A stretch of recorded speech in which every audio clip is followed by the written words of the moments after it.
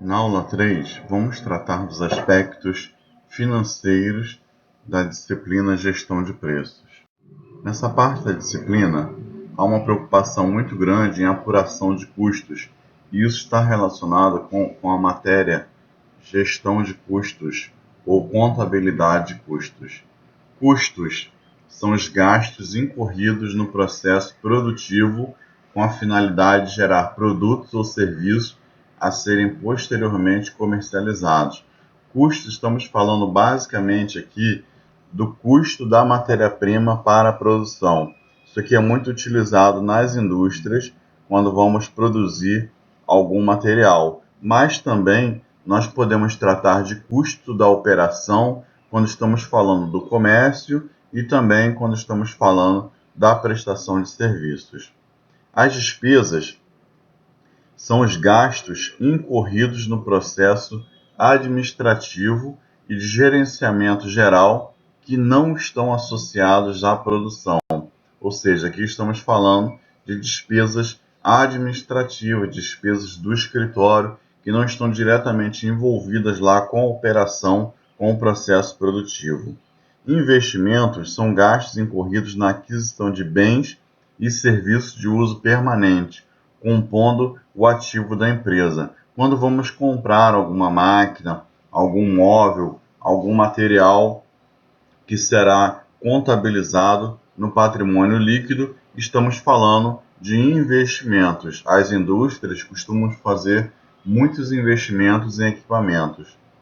Custos ou despesas diretas, quando podemos associá-lo diretamente aos objetos de custeio, sem necessidade de alocação aleatórias ou rateios. Por exemplo, a matéria-prima é um custo direto, porque sabemos exatamente o quanto de matéria-prima estamos gastando para fazer a produção.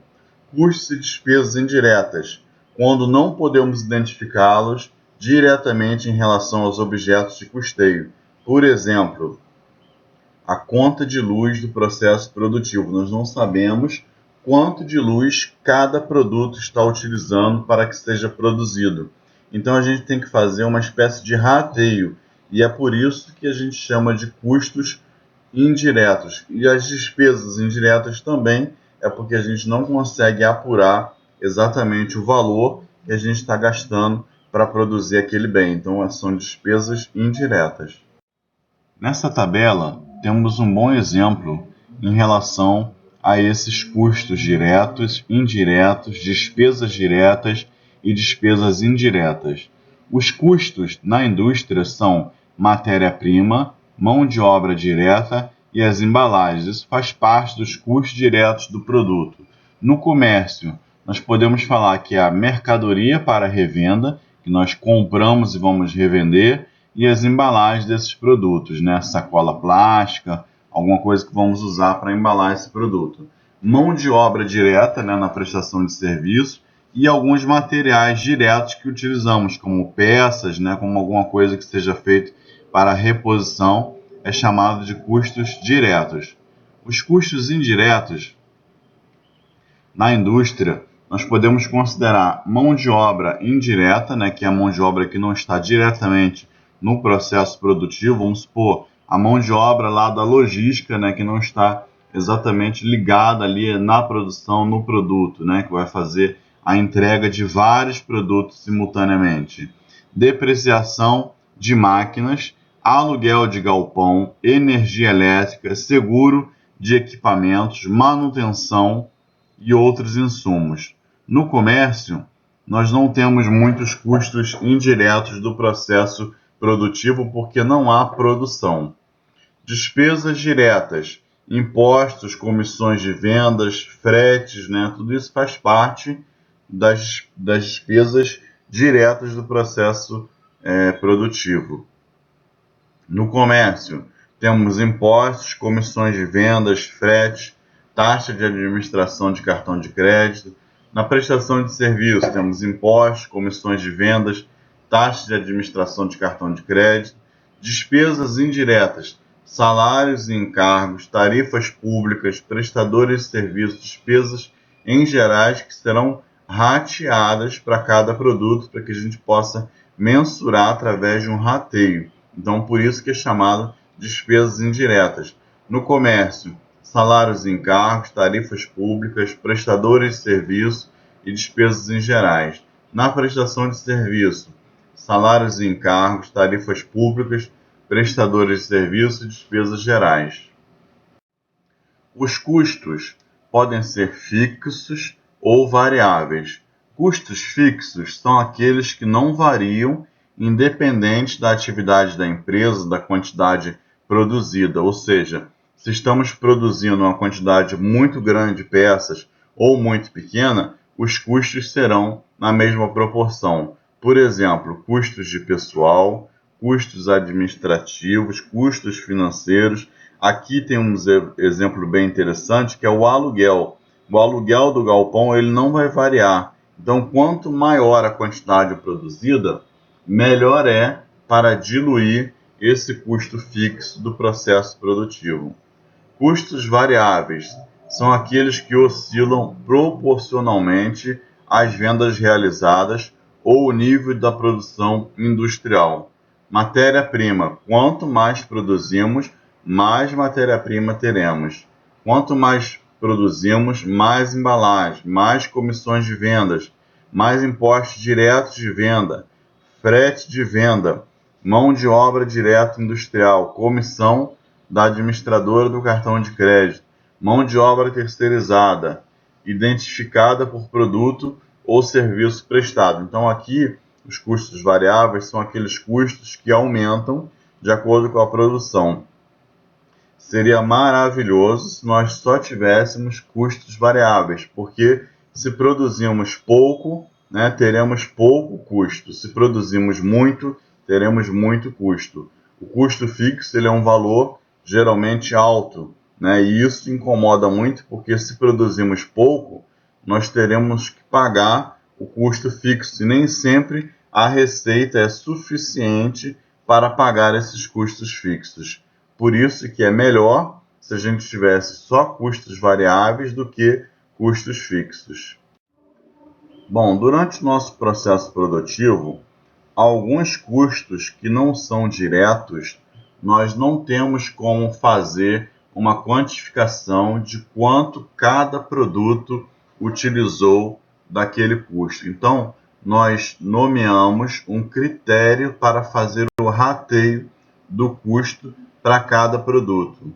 O rateio dos custos fixos, luz, aluguel e IPTU, leva em conta critérios contábeis tradicionais, tais como o número de unidades produzidas de cada item ou o custo da mão de obra direta sobre cada produto. Então, precisamos estabelecer um critério para fazer esse rateio. Então, temos dois métodos principais: custeio por absorção. Neste método, consideramos todos os custos fixos, os custos variáveis, tanto os diretos quanto os indiretos. Então, o custeio por absorção é o método mais completo, mais abrangente. O custeio direto, ou custeio variável, ele só considera o que é custo direto. É um método de apropriação essencialmente gerencial. Ele não é aceito pela legislação. Ele é proibido em termos fiscais, que considera apenas os custos diretamente ligados aos produtos vendidos. Em outras palavras, esse custeio direto leva em consideração apenas os custos variáveis e não considera os custos fixos. E é por isso que ele não é um método aceito pelos critérios contábeis fiscais, porque nós temos numa produção tanto os custos fixos quanto custos variáveis. Bom, comparando esse custeio por absorção com custeio direto ou variável, temos aqui um exemplo. Uma indústria vendeu toda a sua produção com a receita total ou faturamento total de R$40 mil. Comparando o resultado pelo custeio por absorção e custeio direto, temos custos variáveis totais, R$15 mil. Aqui é o custo diretamente ligado a produção, né? Pode ser aqui até matéria-prima. Custos fixos totais, R$ 5.000, né? Pode ser aqui o aluguel. Despesas administrativas, R$ 3.000. Despesas de vendas, R$ 2.000. Então aqui tem a nossa continha, né, de tudo que foi gasto. Então como é que fica o nosso demonstrativo de resultado, né, chamada DRE, demonstrativo de resultado do exercício? Vendas brutas é igual para os dois, R$ 40.000. Custos dos produtos vendidos, CPV, no custeio por absorção é R$ 20.000, porque nós consideramos os custos variáveis de 15.000 mais os custos fixos totais de 5.000. No custeio direto, nós só consideramos o custo variável de 15.000. Nós vamos, nesse momento, desconsiderar no custeio direto os custos fixos. Lucro bruto. No custeio por absorção, né, que teve um custo maior, o lucro ficou menor, R$ 20.000. No custeio direto ou variável, o lucro ficou R$ 25.000. Despesas administrativas, os dois consideram R$ 3.000. Despesas de vendas, R$ 2.000. Os custos fixos, aqui aparece, né, zerado no custeio por absorção, porque ele já foi considerado lá em cima no custo dos produtos vendidos. O custeio direto considera aqui, nesse momento, R$ 5.000 de custos fixos, e o lucro líquido vai ficar R$ 15.000 para cada um.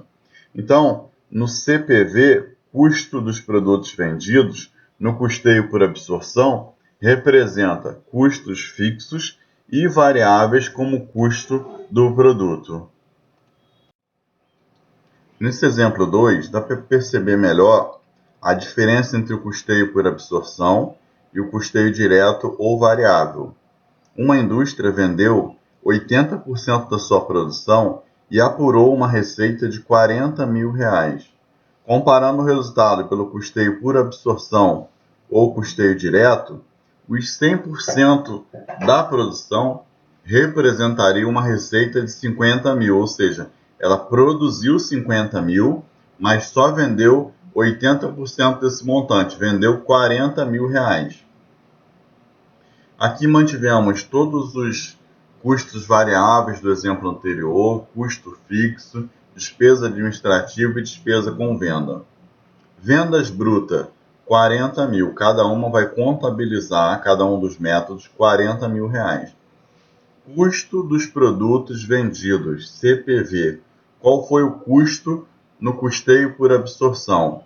Aqui ele pega R$ 15.000 de custos variáveis, R$ 5.000 de custos fixos, dá R$ 20.000, 80% de R$ 20.000 dá R$ 16.000. Então, o custo dos produtos vendidos no custeio por absorção vai ser 80% do custo total, R$ 16.000. No custeio direto ou variável, né, conforme falamos, ele só considera aqui os custos variáveis totais, que seriam de R$ 15.000. 80% de R$ 15.000 dá R$ 12.000. Lucro bruto, no custeio por absorção, 24.000, e no custeio direto, 28.000. Despesas administrativas e despesas de venda são iguais. No custo fixo aqui do custeio por absorção, nós não consideramos nada, porque ele já foi considerado dentro do custeio dos produtos vendidos. No custeio direto ou variável, ele considera o valor integral, ele não considera 80%, ele considera R$ 5.000. E aí o lucro bruto, o lucro líquido, né? No custeio por absorção fica em 19.000 e no custeio direto ou variável 18.000. Então, o custo fixo no custeio variável é deduzido integralmente.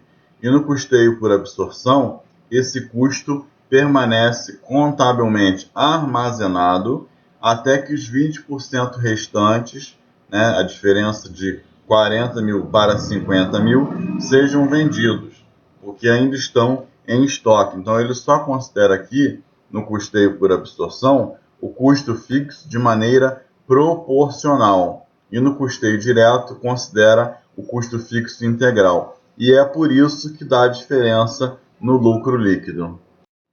Bom, falando um pouquinho sobre margem de contribuição, a margem de contribuição representa o quanto o lucro da venda de cada produto individualmente contribuirá para a empresa cobrir todos os seus custos e despesas fixas, chamados de custo de estrutura, e ainda gerar lucro para a empresa. Então aqui temos preço do serviço nominal 200, eu vou vender, né, e vou apurar R$ 200 sobre o serviço.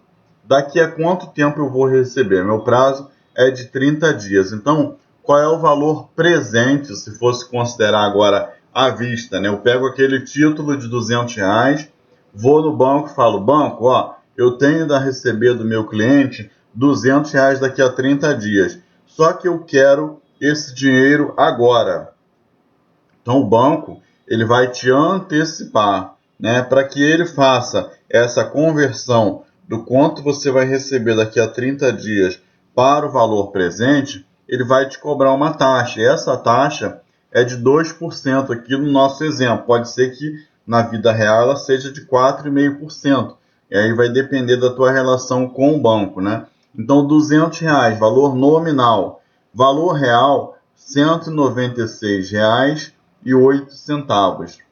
Custo da mão de obra. Meu custo da mão de obra, ele é de R$ 51,10. Eu vou pagar a mão de obra que prestou o serviço daqui a quanto tempo? Daqui a 15 dias. Então, qual é o meu valor presente dessa mão de obra, desse pagamento, né? Considerando ali a minha taxa de 2%, R$ 50,60. Por que isso? Porque a margem de contribuição é calculada sobre o valor à vista, valor de agora, de hoje. Comissão, R$ 6,00. ISS, R$ 10,00. PIS, R$ 1,30. COFINS, R$ 6,00. IRPJ, né, Imposto de Renda Pessoa Jurídica, R$ 9,60. Contribuição social, 2,28%, dá R$ 5,76. Margem de contribuição, ou seja, eu vou pegar o meu preço de venda, vou abater os impostos diretos, a mão de obra direta, aqui eu não tenho nenhum produto, nenhuma matéria-prima, porque eu estou falando de prestação de serviço, então minha margem de contribuição, né, deu R$ 106,82. Percentualmente, né, R$ 106 em relação a R$ 196,08, eu tenho um percentual de 54%, posso dizer aqui até, de lucro. Né? Essa margem de contribuição representa o lucro do produto especificamente. Então, esse cálculo aqui na apostila, ele aparece feito para a indústria, para o comércio e para a prestação de serviço. Aqui eu só estou trazendo o exemplo da prestação de serviço, só para ter uma ideia de que aquele meu serviço ele vai contribuir com R$ 106,00 ou 54% para pagar os custos fixos que ainda não apareceram nessa continha aqui. Depois eu vou jogar os custos fixos, né? Mas só para ter uma ideia de qual vai ser a minha contribuição para pagamento desses custos. Ponto de equilíbrio operacional, PO. Identifica o nível mínimo de receitas necessário para o cumprimento de todos os compromissos da empresa, ou seja, pagamento dos custos fixos e variáveis. É o ponto que a empresa vende uma determinada quantidade de peças e não fica no prejuízo, ela cobre todos os custos e também não tem lucro. Por isso que é o ponto de equilíbrio. Aqui nesse exemplo, imaginemos a seguinte situação referente à empresa X que tem um custo fixo de R$ 50 mil. Preço de venda unitário, R$ 2. Custo variável unitário, né? O custo aqui pode ser da matéria-prima, R$ 1,50. Quantidade vendida, então aqui temos 3 simulações. Quantidade de 80 mil peças, 100 mil peças e 120 mil peças. Margem de contribuição unitária, ou seja, se eu pegar o meu preço de venda unitário e o custo de venda unitário, subtrair ali R$ 2,00 menos R$ 1,50, vai dar R$ 50,00 de margem de contribuição unitária, quer dizer, quanto sobra depois que eu pago o meu custo do produto. Então, sobra 50 centavos. Multiplicando 80 mil peças, né, que é a quantidade vendida, por 50 centavos, deu 40 mil. Depois eu pego 100 mil peças vendidas por 50 centavos, dá 50 mil. 120 mil peças vezes 50 centavos, dá 60 mil. Qual é o meu custo fixo? Meu custo fixo ele não se altera. Independente da quantidade produzida, eu tenho o mesmo custo fixo. Meu lucro, né, no primeiro exemplo, é negativo, ou seja, eu tenho prejuízo de R$ 10.000 se eu só produzir 80 mil peças, porque o meu custo fixo é muito elevado.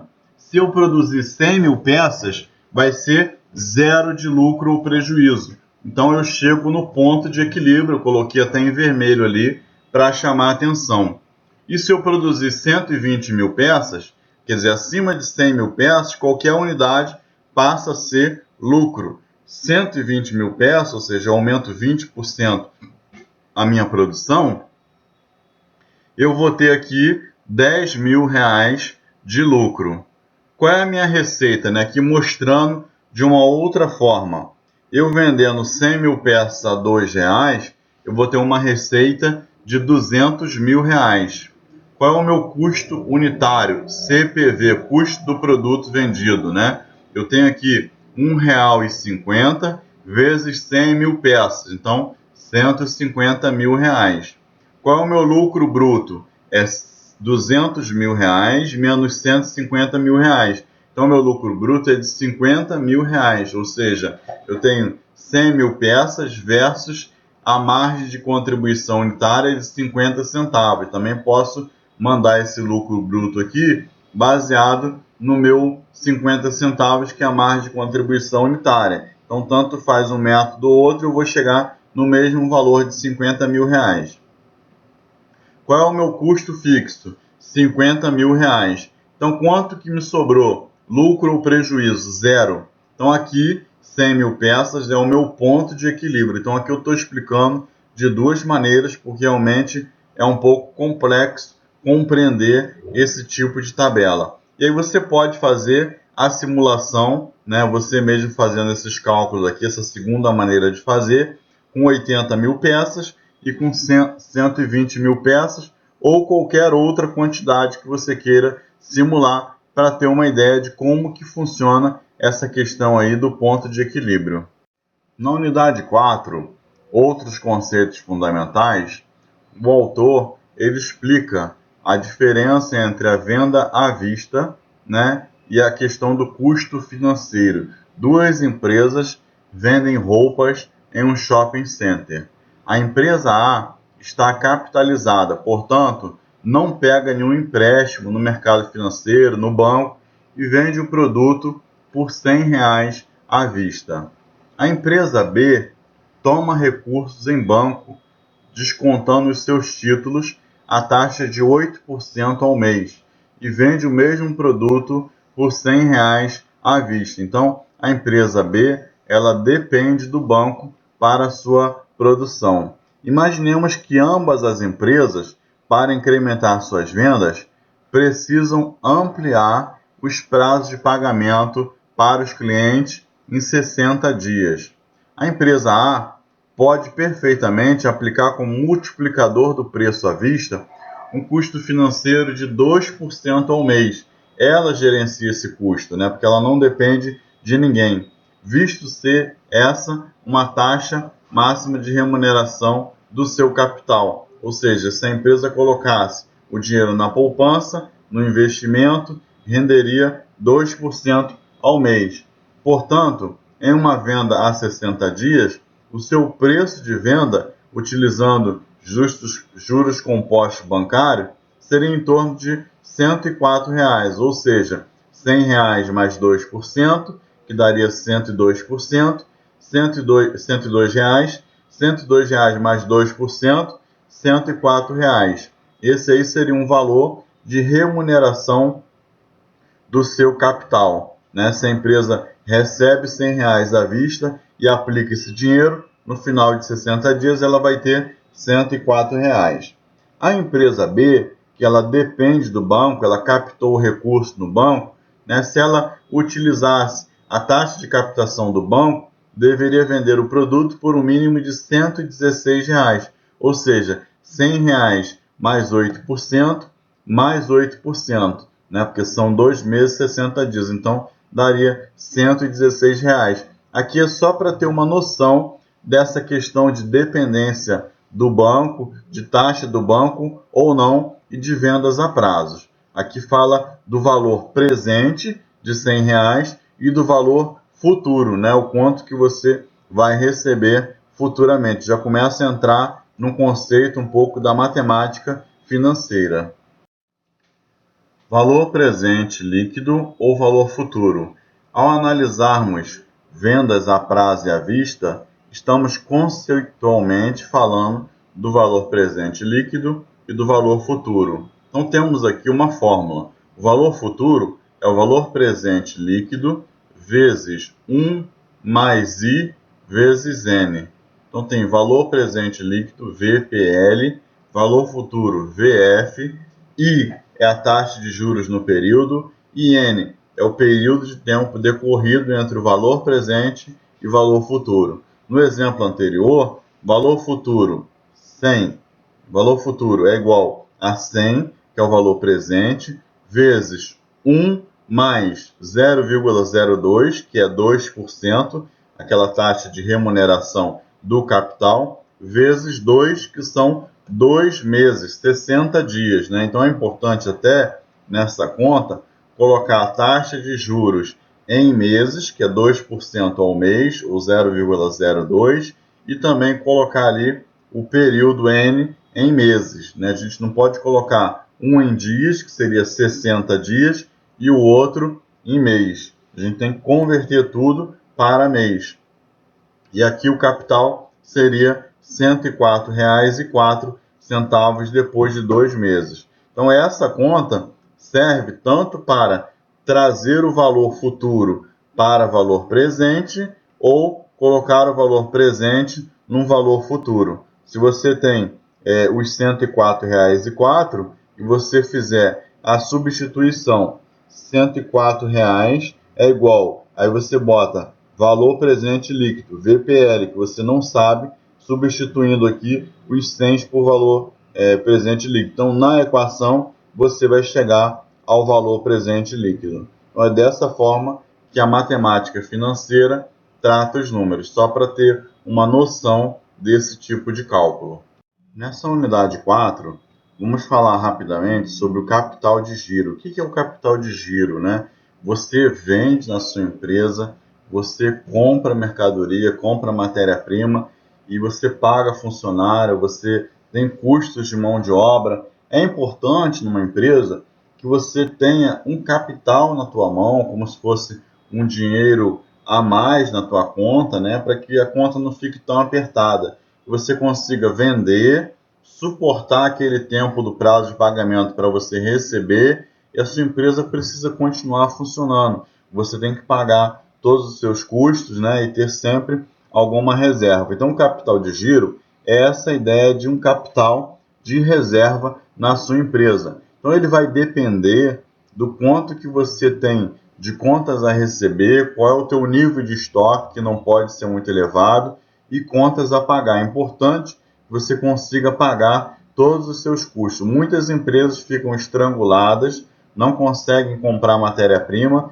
porque compraram demais no estoque, e aí tem produtos que são essenciais, que ela não consegue esses produtos para finalizar a produção. Então é importante ter um balanceamento muito bom dentro da empresa. Aqui temos um exemplo, né? Supomos que são mantidos estoques médios equivalentes a 25 dias de venda. Então, você tem estoque para 25 dias. Contas a pagar é composto apenas pela parcela referente ao fornecedor. Você vai pagar ao teu fornecedor. Temos, então, preço de venda 150, prazo concedido ao cliente 30 dias, custo da matéria-prima R$ 82, prazo concedido pelo fornecedor para pagamento da matéria-prima 20 dias, dias de estoque de matéria-prima 25 dias. Aí ele mostra detalhadamente várias fórmulas, né? Fórmula do contas a receber é o preço de venda versus as vendas versus o prazo dividido por 30 dias. Então aqui, seu contas a receber, o seu preço de venda é R$ 150 versus 1, que são as vendas, né? Você fez, no caso aqui, uma venda, vezes 30, que é o teu prazo, né? Dividido por 30 dias. Então você tem aqui no contas a receber o valor de R$ 150. Estoque é o teu custo, né? Custo da mercadoria, custo da matéria-prima, versus as compras, né? E versus os dias em estoque, dividido por 30. Então, o teu estoque aqui vai ser calculado com 82, foi dado aqui custo da matéria-prima, vezes 1, né, que é uma compra que você fez, vezes 25 dias, que é o teu prazo. Então, dividido isso por 30, né, que são 30 da fórmula, de 30 dias também, você tem aí a tua matéria-prima para R$ 68, né? Quer dizer, proporcional aos 30 dias. Você tem 25 dias de matéria-prima em estoque. Contas a pagar é o teu custo, quanto que você vai ter que pagar a esses fornecedores, versus a compra, versus o prazo, né? Então, contas a pagar, R$ 82 que eu comprei de matéria-prima, foi uma compra que eu realizei. O prazo que eu tenho para pagar o fornecedor é de 20 dias, dividido por 30. Então, convertendo esse valor, eu preciso ter R$ 55 em caixa, né, para pagar esse fornecedor.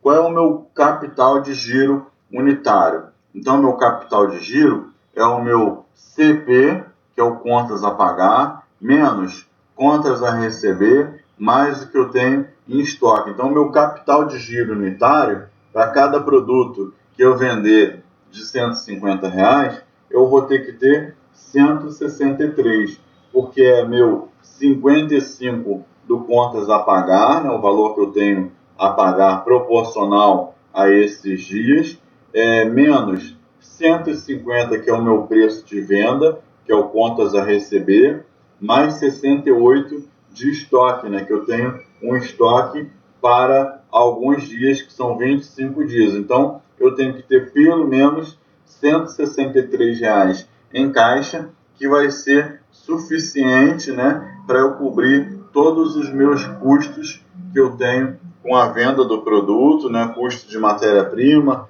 para que eu consiga me virar dentro da empresa. Eu não posso ter uma conta muito apertada no bolso, eu tenho que ter dinheiro se eu quiser fazer boas vendas, porque tudo tem prazo. Eu tenho prazo para pagar, eu tenho prazo também para receber do meu cliente que eu vendi um prazo de 30 dias. Então, eu tenho que ter dinheiro para dar continuidade à minha empresa, ao meu processo produtivo.